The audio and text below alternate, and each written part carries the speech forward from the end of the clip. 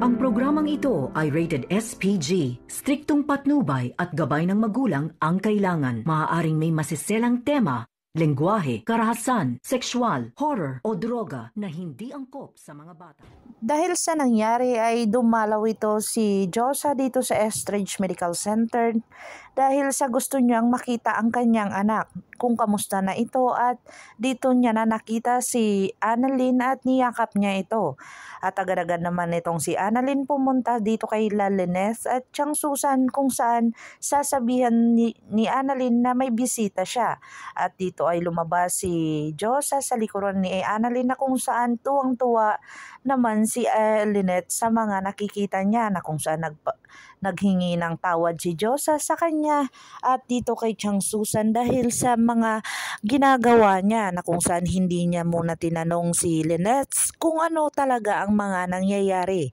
At dito na nga pinatawad ni Lynette si Josa at niyakap niya ito. At kung saan dito na nga ni Annalyn itinanong kay Josa kung nasaan ang cellphone na binigay niya sa kay ninong niya, na kung saan sinabi ni Josa na nasa kay Bugs at dito na tinawagan ni Josa si Bugs. At sinabi ni Bugs na ibibigay niya na sana doon sa babaeng bibili kung hindi pa siya tumawag. At sinabi ni Josa na kahit magkano pa ay kukunin ko na kasi may ipambabayad na ako. At kampante naman itong si Annalyn na makukuha nila ang cellphone na iyon, na kung saan tinawagan niya dito ang kanyang ama na si Dr. RJ Tanyag, na kung saan sabi dito na pupuntahan nila ito. At dito na pinuntahan ni Dr. RJ Tanyag at saka ni Annalyn at ni Josa ang cellphone dito kay Bugs. Sa pag-uwi ni Dr. RJ Tanyag na kung saan sinalubong siya ni Moira ay niyakap siya dito.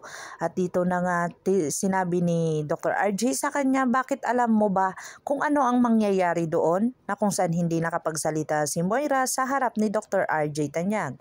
At dito na nga nagtaka si Dr. RJ bakit hindi niya hawak ang lumang cellphone. Asa na ba yung lumang cellphone niya? Itinanong niya dito kay Zoe.